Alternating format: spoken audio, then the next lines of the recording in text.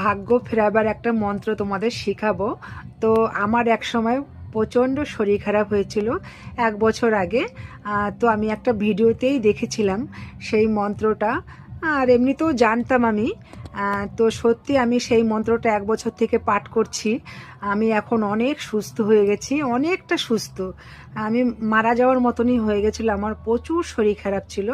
তো আমি সেই মন্ত্রটা পাঠ করে আমি অনেক সুস্থ আছি, ভালো আছি, আর অনেকটা আমার ভালো দিক দিয়েও যাচ্ছে। তো তোমাদেরও এই মন্ত্রটাতে ভাগ্য ফিরতে পারে, বা যদি কারো অসুস্থ থাকে সেই মন্ত্রটা পাঠ করতে পারো তোমরা সবসময়, প্রত্যেক দিন নাই নাই করে 11 বার যদি তুমি পরিষ্কার শুদ্ধ মানে স্নান টান করে যদি তুমি 11 বার পাঠ করতে পারো, আর স্নান না করে তুমি সকালবেলা, আমি তো ঘুমের থেকে উঠেই চোখ মানে চোখটা যখন খুলবে তখনই আমি পাঠ করি মন্ত্রটা।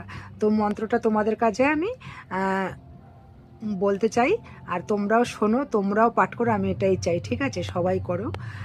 তো শোনো ফ্রেন্ড, সেই মন্ত্রটা আমি কি বলছি।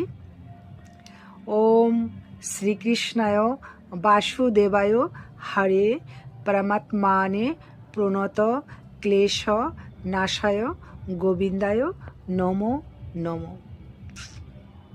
এই মন্ত্রটা তোমরা পাঠ করো 11 বার, খুব ভালো ফলাফল পাবে।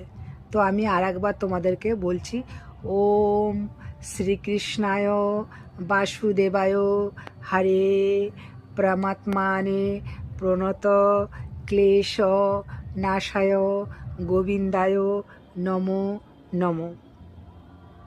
এই মন্ত্রটা তোমরা 11 বার অন্ততপক্ষে দিনে পাঠ করবে। আর যদি সারাদিন পাঠ করতে পারো তো কোনো ক্ষতি নেই, তাতে উপকার ছাড়া কোনো ক্ষতি নেই।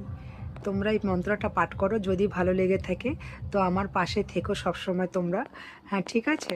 আর আমি নতুন ইউটিউব চ্যানেল খুলেছি, তো তোমাদের ভালোবাসায় আমি এগিয়ে যেতে চাই। আর তোমরা যদি আমাকে এগোতে চাও তো একটু ভালোবাসা দিও, ঠিক আছে ফ্রেন্ড? রাখছি, বাই বাই। সবাইকে নমস্কার। আমার হাতে যেহেতু ফোনটা, তাই আমি নমস্কার দেখাতে পারলাম না, আমি একাই ভিডিওটা করি এর জন্য। ঠিক আছে, রাখছি। অনেক অনেক নমস্কার তোমাদের সবাইকে।